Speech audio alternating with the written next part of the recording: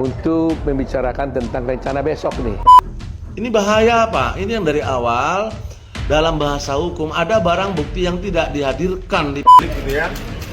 Ya terima kasihlah, doyan ngomongnya itu membuat kita jadi punya bukti petunjuk. Melihat ini justru dia panas tuh. Wah, lu bakalan sidangnya nih scientific rame. Dia bilang begitu. Bolak-balik kayak ingus begitu. Saya pikir bolak-balik diuji gitu. Pegawai lipat itu juga memberikan keterangan palsu. Halo guys, kembali lagi di channel FKR Project ya, tentunya yang beri kalian konten-konten yang menarik dan aktual tentang kasus-kasus yang lagi viral maupun sedang trending. Yo, jadi kali ini kita bakal ngebahas tentang Pak Edi ditangkap. Ada kabarnya Pak Edi ditangkap dan kita bakal membedah ya, laporan apa yang bisa membuat Pak Edi ini ketangkap gitu kan. Dan banyak banget berita-berita terbaru dan terupdate ya hari ini tentang Jessica. Oke, langsung aja kita tonton bareng-bareng ya. Buat teman-teman yang baru mampir ke channel ini, jangan lupa guys, bantu gue dulu dengan klik like, comment, subscribe, dan lonceng. Maksudnya aktifin tombol loncengnya di bawah. Kalian juga bisa mensupport channel ini dengan mengeklik super thanks di bawah. Dan di akhir video gue bakal bacain super thanks dari kalian. Oke, kita langsung aja mulai videonya sekarang juga. Let's go.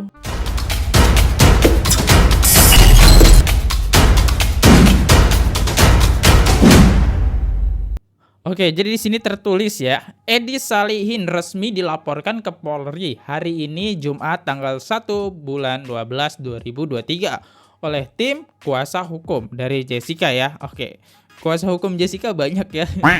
3.100 orang ya. Oke, kita coba dengerin. Kita akan melaporkan lagi salah satu oknum yang ikut terkait dalam perkara ini. Nah, ini nanti akan kita serahkan pada Dinda Martin. Sudah kita bagi timnya. Jadi untuk kasus Jessica ini kita akan memperjuangkan keadilan bagi beliau. Nah, dilaporin ya. Barang bukti yang dibawa apa aja? Barang bukti. Barang bukti diantaranya link dan konten, maksudnya kita rekam konten YouTube-nya Pak Karni. Dan ada konten-konten lain yang relevan karena beliau ini kan agak demen ngomong ke publik gitu ya. Ya terima kasihlah, doyan ngomongnya itu membuat kita jadi punya bukti petunjuk untuk melaporkan yang bersangkutan. Ngomongnya berlebihan ya. Tim kuasa hukum Jessica Wongso menanyakan kewenangan Edi Darmawan dalam kasus kopi sianida yang menjerat Jessica Wongso dan Mirna Salihin. Hal ini terkait pernyataan Edi Darmawan dalam sebuah pernyataan di program talk show. Dalam pernyataannya, Edi Darmawan mengungkapkan sengaja tidak menunjukkan video yang ia miliki di persidangan. Ia menyebut jika video itu ditunjukkan dalam persidangan, maka Jessica bisa saja dihukum mati. Tim hukum Jessica Wongso kemudian mempertanyakan kewenangan Edi lantaran seakan bisa menentukan putusan. Tim kuasa hukum Jessica Wongso mendatangi Barreskrim Polri pada Jumat 1 Desember 2023 untuk melaporkan Edi Darmawan. Nah, ini ya laporannya dan kita coba lihat komennya dulu. Bismillah, semoga dimudahkan dan segera terungkap. Semoga kebenaran terungkap. Amin. Kawal terus guys. Bismillah, semoga para orang baik mencari kebenaran bisa dipermudah. Semangat terus. Doa-doa ikut menggiring. Tegakkan kebenaran dan keadilan. Nah, ya seperti ini teman-teman ya. Jadi banyak banget laporan. Tapi sebelum gua sedikit berkomen, gue pengen ngasih tahu kalian biar kalian inget nih video apa yang menyebabkan Edi Salihin dilaporkan. Gue udah menelusuri video yang membuat dia dilaporkan. Jejak digital itu ada ya. Jadi oke, kita coba masuk ke video. Ini videonya yang ini kalau nggak salah ya. Kalau nggak salah teman-teman. Jadi kalau misalnya salah ya sorry. Jadi ini videonya yang gue tangkep ya dari omongan tadi. Ayah Mirna ungkap rekaman tangan Jessica saat masuk sianida tidak ditampilkan dalam sidang. Oke, jadi laporan ini guys yang dilaporkan, kita coba lihat dia ada videonya. sianida, tapi dia memasukkan itu tidak ada buktinya. Ada gerakan piksel doang. Nah, memang nggak kelihatan ada secara jelas. Nah, sedangkan makanya tolong hakim bilang ditayangkan nih ada obunya nih. Dia juga masukin sesuatu nih. Bisa nggak? Bisa nggak?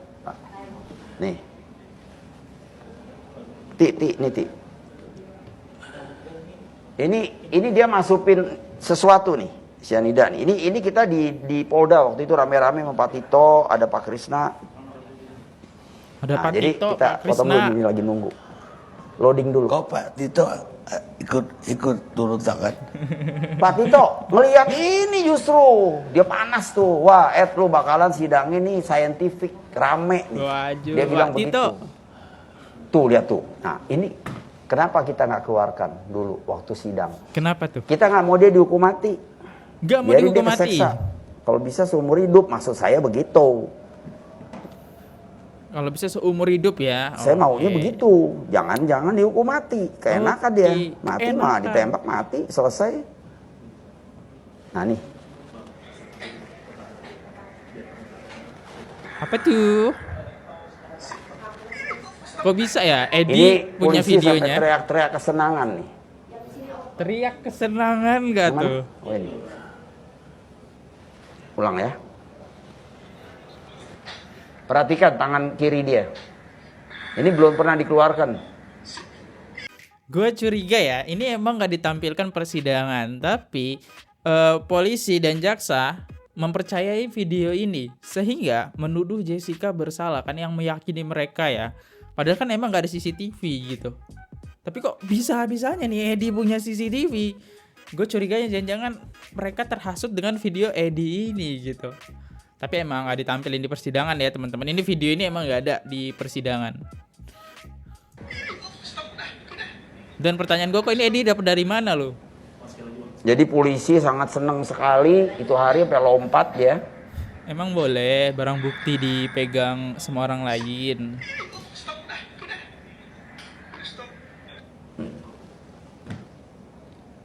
Dia masukin juga.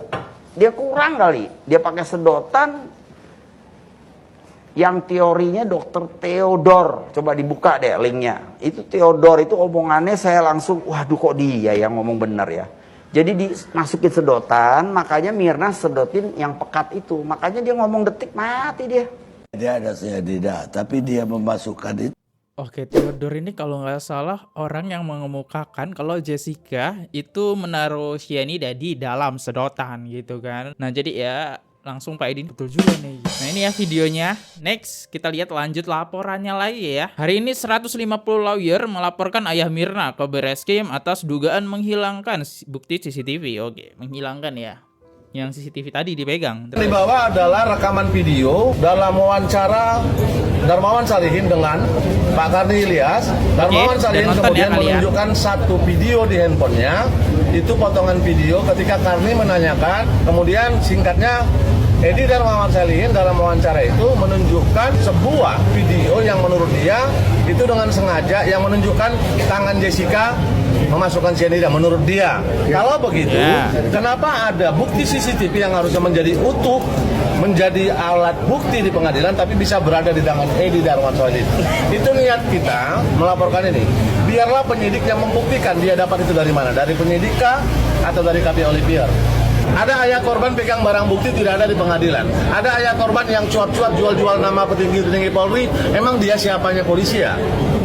Dia cuap-cuapnya ya teman-teman ikut sendirilah. Kami mau kembalikan ini ke koridornya. Kalau betul CCTV yang di tangan ayahnya Mirna itu dari penyidik, silakan nanti diluruskan itu. Seluruh putusan pengadilan baik dari PN, PT, Kasasi dan PPK, seluruh pertimbangan majelis hakim mengutamakan pada pertimbangan barang bukti CCTV. Tapi ada potongan CCTV, potongan konten maksud saya yang berada di tangan ayahnya Mirna. Ini pertanyaan besarnya sebenarnya yang mau kita uji lewat laporan ke sini. Oke, emang sih kita lihat ya, kok bisa gitu Pak Edi ini punya potongan konten yang nggak ditampilkan ke persidangan. Emang tuh konten dari mana gitu ya? Dan pertanyaan gua kan tadi itu di kafe itu loh, yang harusnya nggak semua orang bisa megang barang bukti gitu. Harusnya udah diamanin ke polisi ya. Dan lo nggak boleh megang barang bukti, biasanya sih seperti itu. Yang gua tahu sih hukum di Indonesia seperti itu, barang bukti nggak boleh dipegang sama orang lain.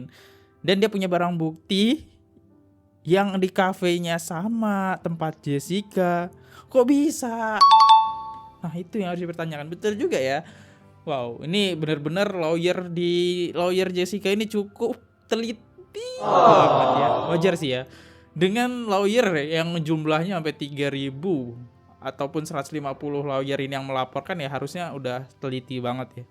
Bener banget, ini bener-bener di luar logika ya teman-teman. Oke, coba masuk deh pertanyaan. Perasaan dari kemarin-marin kok cuma pelaporan aja ya, tapi kok nggak ada sidang lagi tentang masalah ini. Nah, ini gue pengen bahas nih. Oke, dari komentar ini menarik nih sekalian nih, karena bersambung. Oke, lanjut aja kita ke konten selanjutnya. Nah, jadi sebenarnya laporan ini masih ditolak, teman-teman. Kalau tertulis di sini, laporan tim kuasa hukum Jessica kepada Edi Salihin ditolak Bareskrim. Ya, masih ditolak. Ini ada di video yang ini kalau nggak salah ya. Darmawan Salihin, gitu teman-teman. Berarti benar dong Bang, dengan adanya banyak netizen yang bilang no viral no justice. No viral no justice. Semoga Udah benar viral? karena kayaknya viral pun sekarang justice-nya nggak ada.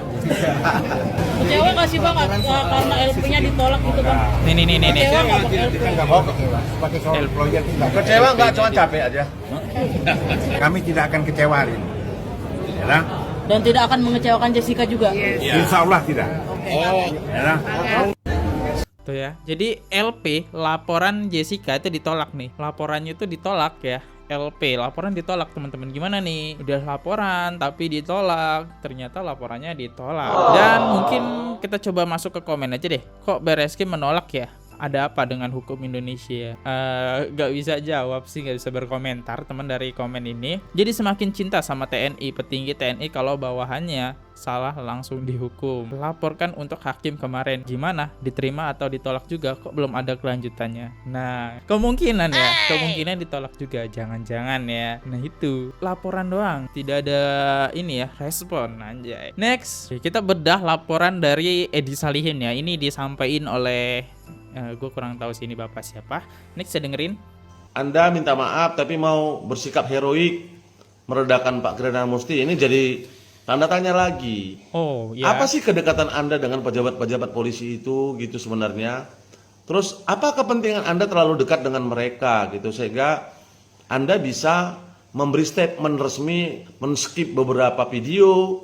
Ini bahaya Pak. Ini yang dari awal dalam bahasa hukum ada barang bukti yang tidak dihadirkan di persidangan. Nah ini ya. Yang Bapak bilang di skip ketika penyidikan karena tawar-menawar dengan polisi Australia. Jadi sebenarnya bukan polisi Anda yang harus mempertanggungjawabkan bicara Anda, statement Anda gitu ya. Pak Edi, yang terakhir. Pak Edi. Anda jangan bawa-bawa umur lah. Minta maaf ya minta maaf. Karena Anda lebih tua Pak Oto harus dengar gitu. Ada kata-kata itu di video Anda. Terus Anda mau bekalin Pak Oto, mau bekalin kami sebelum PK, mau bekalin apa Pak? Ini upaya hukum ini normal Pak, ini normal. Apa yang mau Anda bekali? Anda bilang ini hukum sudah berjalan dengan baik, jangan-jangan karena PK, jangan sampai karena PKPU itu ini jadi nggak benar gitu loh. Wah, ini kan menuduh lagi kan. Minta maaf, muji-muji Pak Oto. Jadi Anda inkonsisten. Inkonsisten Pak. Tolong bicara itu yang runtut, sistemik. Gitu Pak ya, argumentasinya jelas. Dan rasional. Jangan terbitkan polemik-polemik baru yang akan menyudutkan Anda sendiri. Tepatnya Anda harus bertanggungjawabkan apapun pembicaraan Anda Pak ya. Karena sebenarnya Anda yang membuka mata publik bahwa Jessica harus bertanggung jawab secara hukum. Namun tidak terang-terang apa kesalahan yang sudah dilakukan Jessica. Just simple kan Pak? Jadi apapun nanti upaya hukum yang mau dilakukan oleh tim advokat pembela Jessica, itu semua ujungnya pada putusan pengadilan. Bapak bilang ini sudah PK, sudah 3 kali 5 hakim. Pak, secara empirik pengadilan juga bisa salah. Bapak cari tahu soal kasus Sengkon Karta, sudah inkrah Pak. Tapi belakangan ditemukan bukan mereka pelakunya. Mungkinkah itu terjadi pada kasus Jessica? Mungkin. Kalaupun tidak, Pak Oto berkali-kali bilang kalau betul Jessica itu bersalah, dihukum mati pun kami bersedia gitu. Maksudnya ya kita rela gitu. Luar biasa ya, itu pertaruhan gitu ya. Ya kalau Jessica bersalah ya hukum aja mati gitu kan. Tapi ini enggak. Dan gue pengen bahas juga yang tentang meramaikan opini publik. Bener banget gitu Pak Edi nih ya. Dia bikin meramaikan publik gitu. Udah di Netflix jelas-jelas salah. Begitu dia pertama muncul nih pas diwawancara yang video awal itu, songongnya minta ampun. Jadi ya kayak netizen itu makin geram gak sih, kayak kok kayak gini gitu ayahnya Mirna, langsung menjudge gitu. Jadi kayak netizen itu lebih, wah ini emang banyak banget nih kejanggalan ya.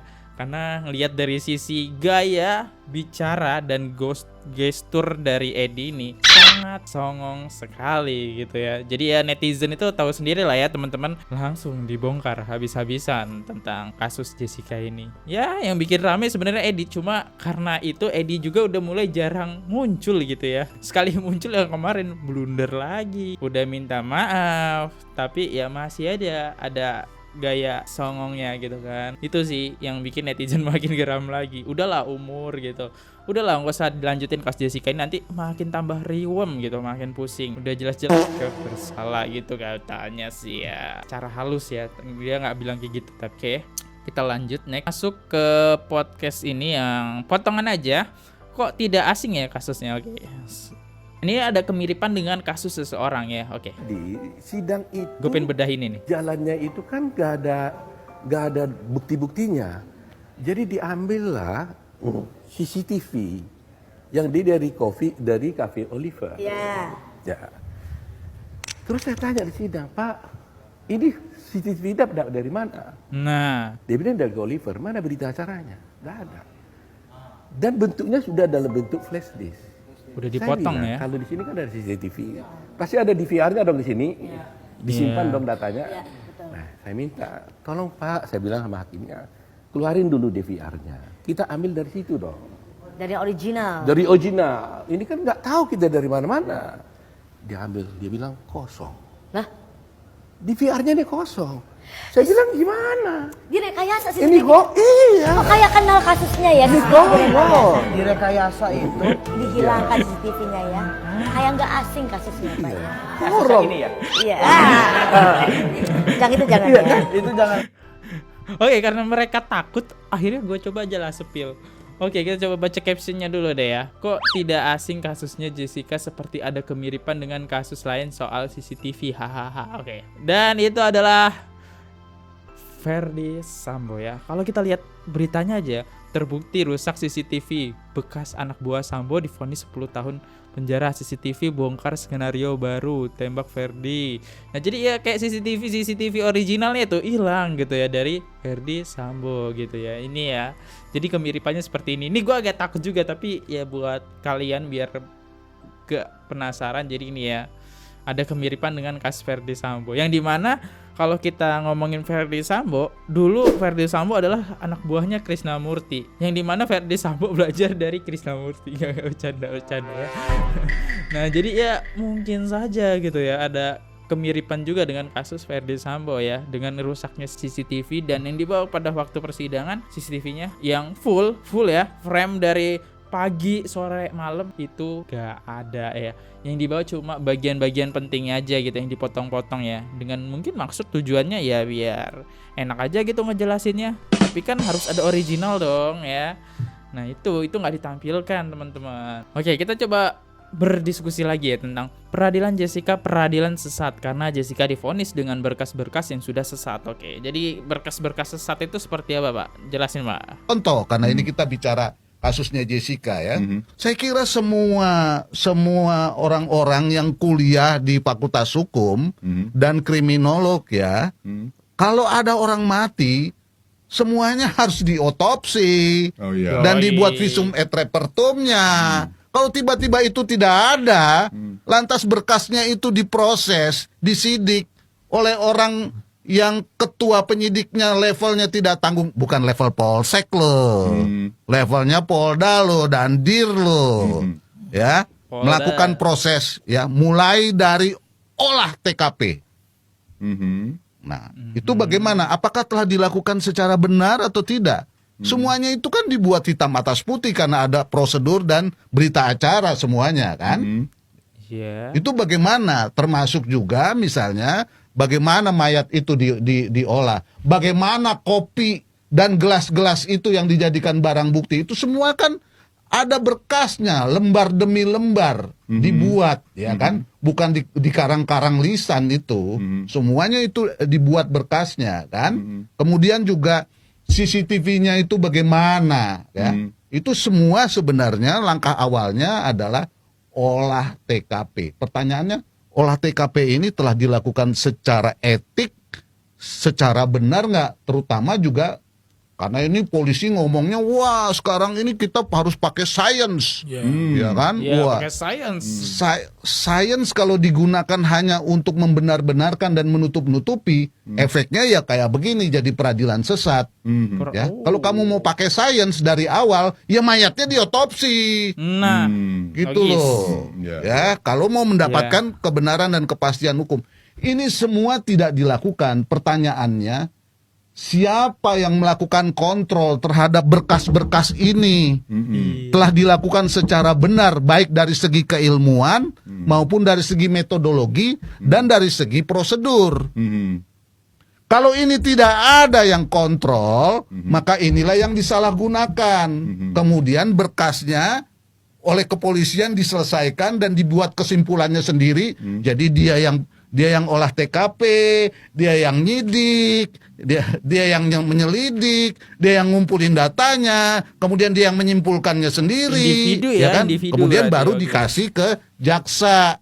Dan jaksanya waktu itu bolak-balik kayak ingus begitu. Saya pikir bolak-balik diuji gitu loh. Bahwa itu prosedurnya telah dilakukan dengan benar. Ternyata enggak, diterima, terus diteruskan ke pengadilan. Di pengadilan juga begitu. Saya pikir tadinya itu juga diuji.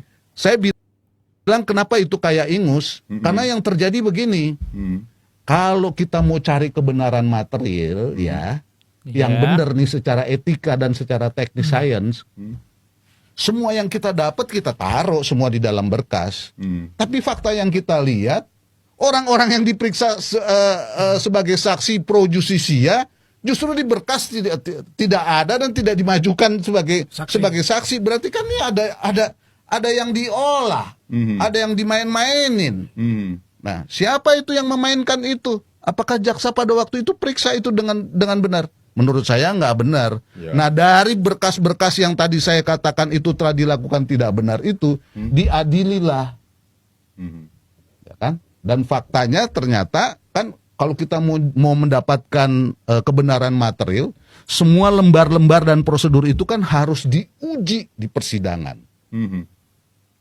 Ya kan? Bukan cuma dipertontonkan terus kemudian itu jadi berkas lenong. Seolah-olah itu adalah skenario. Bukan, ini uji materi. Prosedur diuji.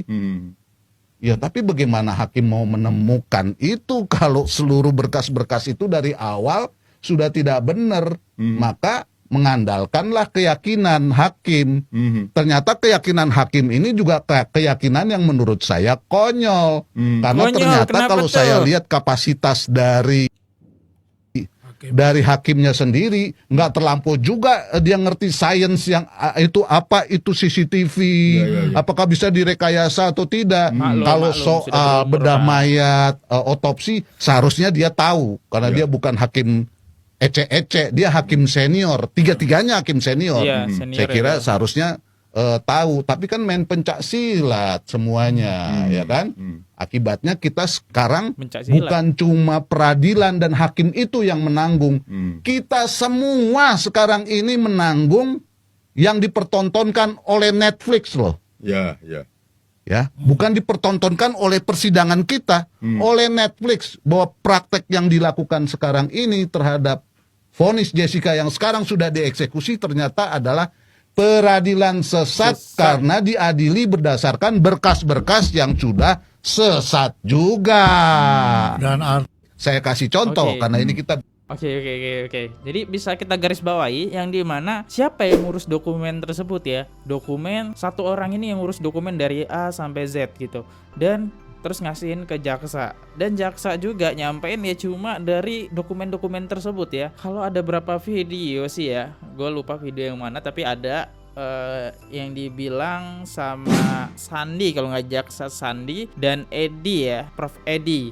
Nah, mereka bilang bahwasannya mereka tuh sudah meneliti berkas sampai 200 kali gitu ya. Dan dari situ mereka cuma meneliti berkas ya, tapi tidak meneliti Dokter Jaya gitu kan. Sedangkan Dokter Jaya itu meneliti langsung ke Mirnanya langsung, ke tubuh Mirna. Bahwasannya tubuh Mirna itu tidak ada sianida, sedangkan dari berkas itu ada gitu. Nah, jadi ini pertentangan siapa yang ngurus berkas, akal ya. Dan hakim juga lebih mencondong ke JPU ya, jaksa penuntut umum. Oke, coba kita baca komen deh. Keren sih si abang ini, cerdas, jelas, lugas. Up terus bang, up terus. Kuping siapa yang nggak kepanasan dengar penjelasan si abang ini siapa? Oke, next. Oke, ini kabar terbaru lagi. Dalam waktu dekat, pegawai Cafe Olivier juga akan diperiksa. Oke, berita apa nih? Ini soal pegawai Olivier yang ada rencana mau Rangga ya? juga gak bang soal kasus yang Karena ada pasal 242 memberikan keterangan palsu dalam persidangan. Apakah pegawai Olivier itu juga memberikan keterangan palsu? Kita belum tahu. Tapi nanti kita akan kaji. Ya kan, dikarenakan apa? Saya bilang Jessica tidak ada pada saat yang tidak ada yang melihat. Dia semua pegawai Olivier ya tidak ada yang melihat Jessica melakukan itu. Itu yang pertama, ya kan? Dan dia menjelaskan semua apa yang menyampaikan dalam persidangan, ya kan? Dia tidak tahu mana. Jadi artinya ada kemungkinan pemeriksaan nanti akan berjalan, ya penyidikan akan dipanggil pegawai Olivier itu, ya kan? Diminta keterangan bagaimana. Apakah dia melakukan satu memberikan keterangan palsu atau tidak, kita belum tahu. Tapi ini sekarang sudah terbongkar, termasuk Edi Salihin, ya, terus Prof Edi, ya, ada MNU, ya kan. Nah itu kan semuanya kan terkait, ya kan, berurutan. Artinya berurutan. Apakah di pegawai Olivier juga seperti itu? Nah itu biar nanti penyidik yang memeriksanya. Itu aja. Oke, jadi ini waktu dekat pegawai Cafe Olivier itu kita bakal lihat dia bakal dilaporkan. Tapi itu masih diperiksa-periksa lagi apakah ada kejanggalan dari Cafe Olivier ya pegawainya. Dan di sini ada info lagi setelah berapa ya? 105 lawyer ini berkumpul, kita coba dengerin seperti apa. Di hari ini Belum nonton sih. kami tim pembela Jessica Wongso berkumpul di sini ada 200 orang untuk membicarakan tentang rencana besok nih. Besok semua tim ini akan melakukan suatu legal action, yaitu melaporkan seseorang di Mabes Polri atas suatu dugaan perbuatan pidana, menyembunyikan dan merusak barang bukti yang dipakai di persidangan Jessica, yaitu berupa CCTV. Ini para teman-teman kita yang ada di sini yang berbaik hati. Ada juga ini sampai datang dari Bandung nih, ya, dari Bandung khusus untuk rapat aja, luar biasa. Jadi saya berterima kasih kepada semua teman-teman saya. Jadi yang hari ini 200 hadir di sini, mungkin besok yang datang lebih daripada itu. Saya mengucapkan terima kasih kepada seluruh rakyat Indonesia, kepada para netizen yang sungguh-sungguh berjuang untuk kebebasan daripada Jessica, supaya tidak ada lagi korban-korban seperti Jessica di antara kita di kemudian hari. Kita berdoa pada Tuhan agar semua perjuangan kami ini dikabulkannya. Terima kasih. Amin. Save Jessica. Ya, save Jessica. Save Jessica. Yes. Hashtag Save Jessica ya. Nah ini ya, jadi semua lawyer pun mendukung kita atas laporan-laporan ini. Dan ini udah dilapor ya. Nah ini ya video-videonya. Oke, mungkin kayak gini aja sih video-videonya. Ini agak merinding ya. Yang terakhir gila, kena banget gitu. Semua berjuang buat Jessica. Oke, video terakhir ya. Seperti biasa kita bakal bacain top komen gitu teman-teman ya. Kali ini kita bakal coba lihat dari Retno Sari Sutisyos. Oke, dari @Retno Sari Sutiosno ini udah beriin super thanks. Oke, makasih banyak ya super thanksnya. Thank you banget nih buat ngopi-ngopi. Makasih banyak ya. Dia nggak ada komen, dia cuma ngirim emot. Oke, makasih Retno kopi-kopinya. Oke, kita coba baca top komen. Siapakah like-nya di sini paling banyak? Pertama, dari Green 1501. Berdasarkan kesaksian dokter ahli forensik dari pihak JPU maupun pihak Jessica, sebenarnya penyebab kematian mendiang Mirna masih belum jelas dan ciri-cirinya bukan karena keracunan sianida. Maka inilah pentingnya dilakukan otopsi karena bukti belum jelas tersebut harus dari awal kasus ini case close ya.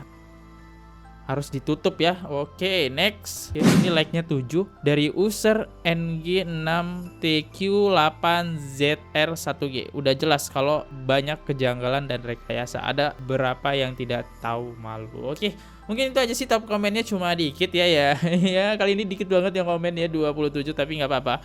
Makasih guys ya udah komen-komen, udah ngeramein. Thank you banget, ini gua lopin semua karena yang komen kali ini dikit banget. Dan gua makasih lagi buat Retno ya, supportnya dan dukungannya. Makasih banget ini buat ngopi-ngopi gitu selama konten. Oke. Untuk mengakhiri video ini, gua Fadli undur diri. Kalau ada salah-salah kata mohon dimaafkan, ataupun kata yang menyinggung, kata yang tidak baik, mohon dimaafkan ya. Gua hanya manusia biasa. Sampai jumpa di next video. See you. Goodbye. Bye-bye. Oke guys, subscribe channel FKR Project. Jangan lupa kalian subscribe channelnya FKR Project. Subscribe channel FKR Project. Hai guys, jangan lupa untuk subscribe FKR Project. Suka